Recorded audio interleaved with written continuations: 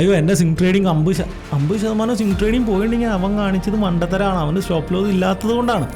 Algo traders loss ഉണ്ടാക്കുന്നുണ്ട്, manual traders loss ഉണ്ടാക്കുന്നുണ്ട്, ഒരു പ്രോപ്പർ ഡയറക്ഷൻ പോലും പല ദിവസങ്ങളിലും കിട്ടുന്നില്ല. എനിക്ക് ലാസ്റ്റ് 4-5 days ഒക്കെ ഭയങ്കര പ്രോബ്ലം ആയിരുന്നു. കാരണം മാർക്കറ്റുകാരായിട്ട് മൂവ് ചെയ്യുന്നില്ല, എൻട്രീസ് കിട്ടുന്നില്ല. ഇങ്ങനെ ഒരു ജീവനില്ലാതെ ഒരു പ്രോപ്പർ ഡയറക്ഷൻ ഇല്ലാതെ നിൽക്കുന്നതിനേക്കാൾ ഫാർ ബെറ്ററാണ് ഫോളോ ചെയ്യുന്നത്. അങ്ങനെ നമ്മുടെ മാർക്കറ്റ് ഒരു കറക്ഷൻ നേരിട്ടിരിക്കുകയാണ്. ഇനി നമ്മുടെ ഒരു പ്രതീക്ഷ എന്ന് പറയുന്നത് February 1 നടക്കാൻ പോകുന്ന ബഡ്ജറ്റ് ഡേ ആണ്. അത് നമുക്കൊരു പ്രതീക്ഷയായിരിക്കുമോ, അതോ ഈ ഒരു കറക്ഷൻ കണ്ടിന്യൂ ചെയ്യുമോ? എന്തായിരിക്കും സുനിലിൻ്റെ ഒരു അഭിപ്രായം? ആക്ച്വലി എനിക്ക് പ്രത്യേകിച്ച് ഒരു പ്രതീക്ഷകളും ഇല്ല എന്നുള്ളതാണ്. ഈ ബഡ്ജറ്റിൽ സ്പെഷ്യലായിട്ട് എന്തെങ്കിലും ഉണ്ടാകുമോ എന്ന് ചോദിച്ചു കഴിഞ്ഞാൽ ചിലപ്പോൾ വല്ല സർപ്രൈസുകളൊക്കെ ഒളിപ്പിച്ച് വെച്ചിട്ടുണ്ടെങ്കിലേ ഉള്ളൂ. അതായത് മാർക്കറ്റ് ലോവറിലാണ്, മാർക്കറ്റ് വീഴാനായിട്ട് ഗവൺമെൻറ്റിന് വലിയ താല്പര്യങ്ങൾ ഉണ്ടോയെന്ന് ചോദിച്ചു കഴിഞ്ഞാൽ ഡയറക്റ്റ്ലി ഇല്ല, മാർക്കറ്റ് പിടിച്ച് നിൽക്കട്ടെ, അല്ലെങ്കിൽ കുറച്ചൊക്കെ കറക്റ്റ് ചെയ്ത് കഴിഞ്ഞല്ലോ എന്നുള്ളൊരു വ്യൂ ആയിരിക്കും ഉണ്ടാകുക. ഇൻഫ്രാസ്ട്രക്ചറിലും റിന്യൂവബിൾ എനർജി ഒക്കെ ഞാൻ പ്രതീക്ഷിക്കുന്ന ചില സെക്ടേഴ്സാണ്.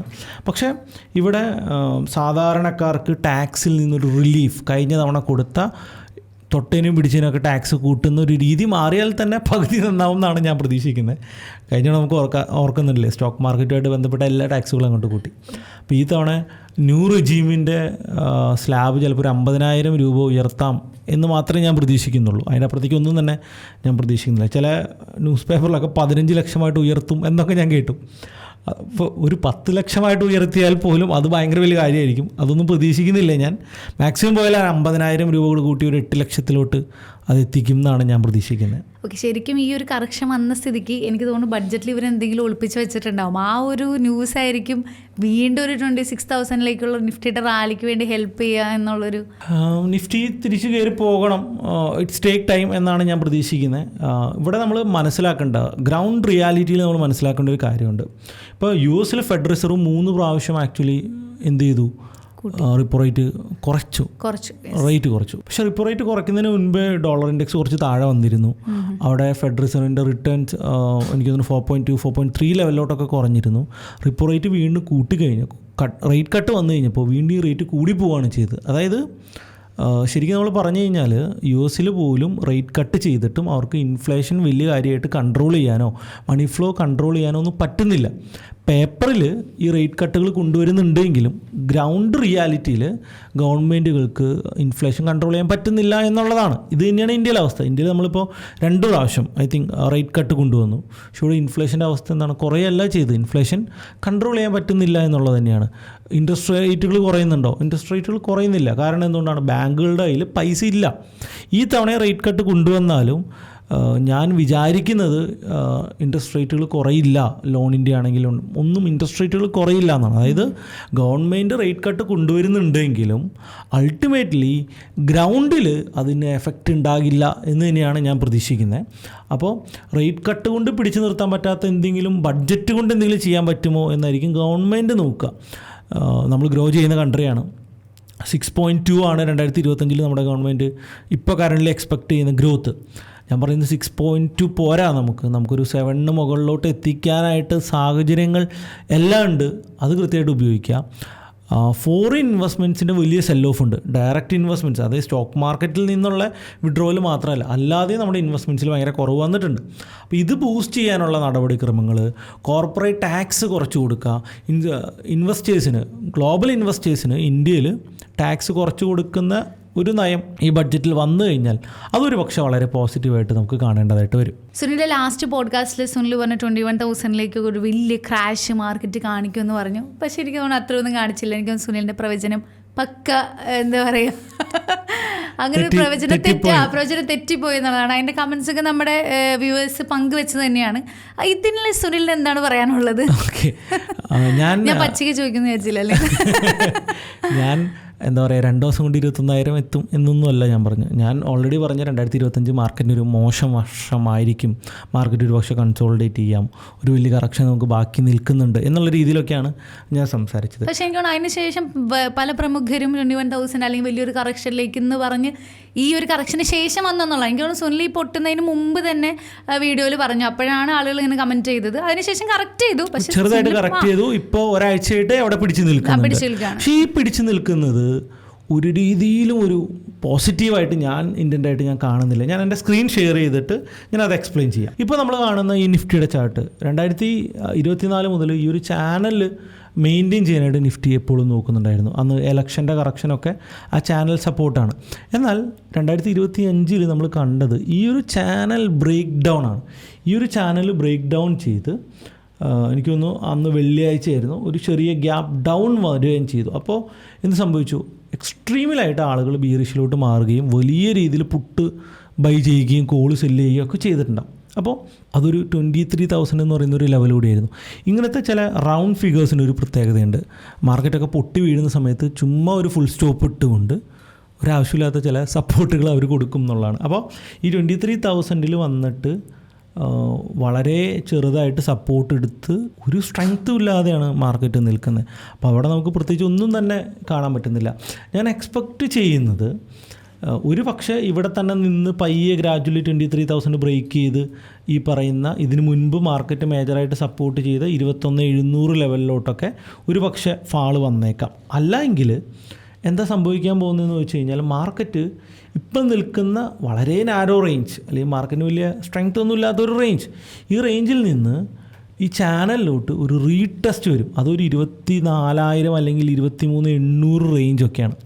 അവിടെ നിന്ന് നമുക്ക് വീണ്ടും ഒരു ഫാള് വന്നേക്കാം. ഇപ്പോൾ ബഡ്ജറ്റാണ് അങ്ങനെ ഒരു ബൗൺസ് നമുക്ക് തരുന്നതെങ്കിൽ 10 ദിവസം കൂടി ഉണ്ട് ബഡ്ജറ്റ്. അപ്പോൾ അതിന് മുൻപേ ഒരു ബൗൺസ് വരികയാണെങ്കിൽ ഈ പറയുന്ന ചാനലിൽ റീടെസ്റ്റ് ചെയ്ത് വീഴാം. അല്ലെങ്കിൽ ഈ ഒരു ഫാള് മിസ്സാകണമെങ്കിൽ, ഈ ഒരു കറക്ഷൻ, വലിയൊരു കറക്ഷൻ മിസ്സാകണമെങ്കിൽ തിരിച്ച് ഈ ചാനലിൻ്റെ അകത്തോട്ട് കയറി കഴിഞ്ഞാൽ നമുക്ക് വീണ്ടും ഒരു ഓൾ ടൈം ഹൈ ഒക്കെ പ്രതീക്ഷിക്കാം. പക്ഷെ അതിനുള്ള സാഹചര്യങ്ങൾ ഒന്നും തന്നെ ഇല്ല എന്നുള്ളതാണ്. നമുക്ക് എല്ലായിടത്തും നെഗറ്റിവിറ്റിയാണ് എന്നുള്ളതാണ്. Foreign institutions sell ചെയ്തുകൊണ്ടേയിരിക്കുന്നു.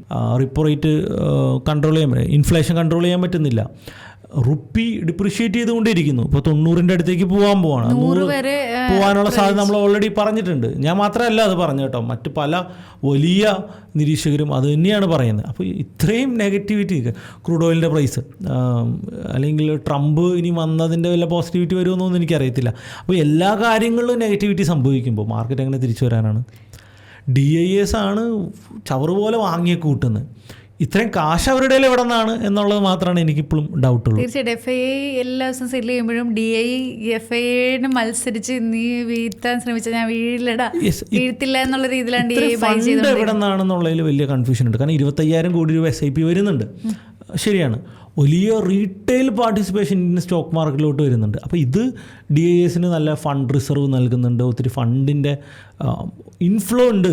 അതുകൊണ്ട് മാത്രമാണ് നമ്മുടെ മാർക്കറ്റ് ഈ രീതിയിൽ പിടിച്ച്. ശരിക്കും എനിക്ക് തോന്നുന്നു ഗവൺമെൻറ്റിന് വലിയൊരു ഇൻഫ്ലുവൻസ് ഉണ്ട് ഈ ഒരു ഗവൺമെൻറ് എന്നുള്ളതാണ്. കാരണം ഈ ഇലക്ഷൻ്റെ സമയത്ത് പോലും മോദി മറ്റേ ഇത് പറഞ്ഞില്ലേ, സ്റ്റോക്ക് മാർക്കറ്റ് പറക്കാൻ പോകുന്നു എന്നൊക്കെ പറഞ്ഞപ്പോൾ പുള്ളി ഇതിൽ നിന്നും പൈസ എല്ലാം പ്രൈവറ്റ് ചെയ്ത് ഇനി സ്റ്റോക്ക് മാർക്കറ്റ് ഇത് കൂടി കുറച്ച് കിട്ടുമോ എന്നുള്ള രീതിയിൽ ആളുകൾ അങ്ങനെയല്ല നമുക്കതിനെ കാണണ്ടേ. പക്ഷേ ഈ ഗവൺമെൻറ്റിന് മറ്റ് ഗവൺമെൻറ് പോലെയല്ല, ഈ ഗവൺമെൻറ്റിന് കുറച്ചുകൂടി സ്റ്റോക്ക് മാർക്കറ്റ് കൾച്ചർ ഉണ്ട്. കാരണം ഗവൺമെൻറ് ബേസ് ഫ്രം ഗുജറാത്ത് എന്നുള്ളതാണ്. അപ്പോൾ ഗുജറാത്തിൻ്റെ ഒരു ബ്ലഡിലുള്ള സംഭവമാണല്ലോ സ്റ്റോക്ക് മാർക്കറ്റ്. അപ്പോൾ ഈ ഗവൺമെൻറ് അങ്ങനെ ഒരു അറ്റാച്ച്മെൻ്റ് ഉള്ള ഗവൺമെൻറ്റാണ്. ഗവൺമെൻറ് കൂടുതൽ ആൾക്കാർ ഗുജറാത്ത്.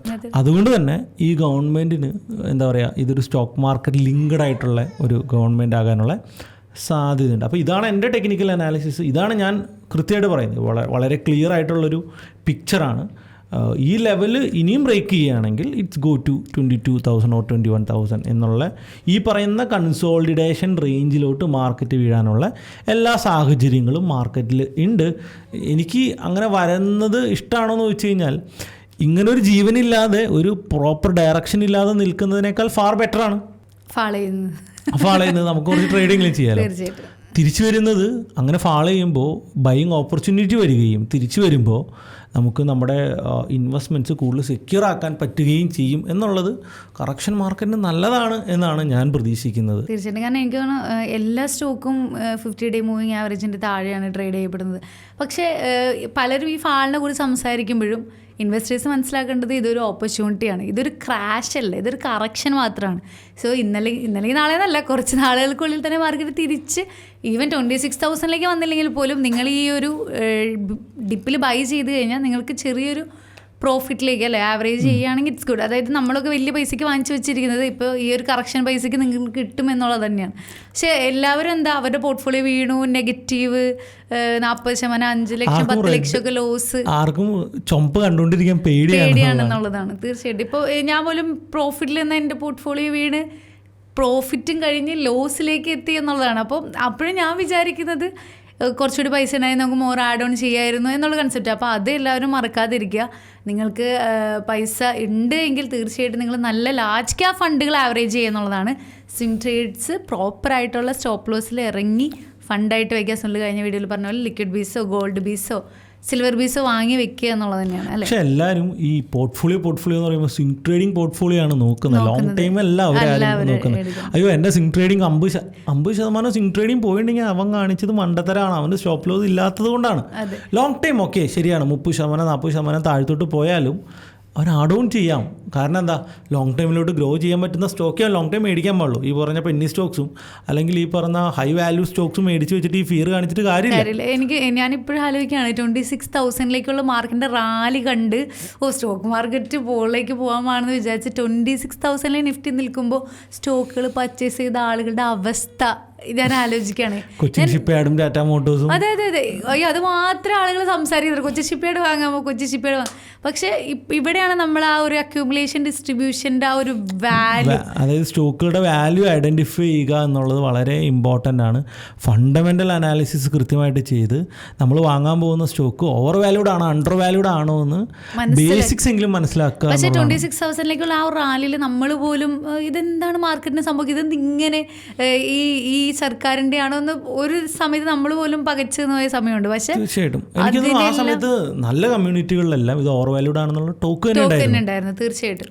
അതുകൊണ്ട് തന്നെ അവിടെ നിന്നുള്ള ഒരു കറക്ഷൻ ലേറ്റ് ആയിട്ടാണ് വന്നത്. എനിക്ക് നമ്മൾ ആ സമയത്തെ പ്രതീക്ഷിച്ചതാണ് എന്ന് തോന്നുന്നു അല്ലേ. പക്ഷേ ഇതിൻ്റെ അകത്ത് ഒരു പ്രശ്നം ഈ ഓപ്ഷൻ ട്രേഡേഴ്സിൻ്റെ അവസ്ഥയാണ്. ഓപ്ഷൻ ട്രേഡേഴ്സ് എന്താ പറയുക, ഈ മാർക്കറ്റിൽ ഒന്നും ചെയ്യാൻ പറ്റുന്നില്ല എന്നുള്ളതാണ് ഓപ്ഷൻ ട്രേഡേഴ്സിന്. അവരെന്താ ചെയ്യുക, ഇപ്പോൾ വിക്സ് ഭയങ്കര ഹൈ ആണ്. വിക്സ് കൂടാനുള്ള കാരണം ഫെബ്രുവരി ഓപ്ഷൻസിലാണ് വിക്സ് കൂടി നിൽക്കുന്നത്, കാരണം ബഡ്ജറ്റ് കാരണം.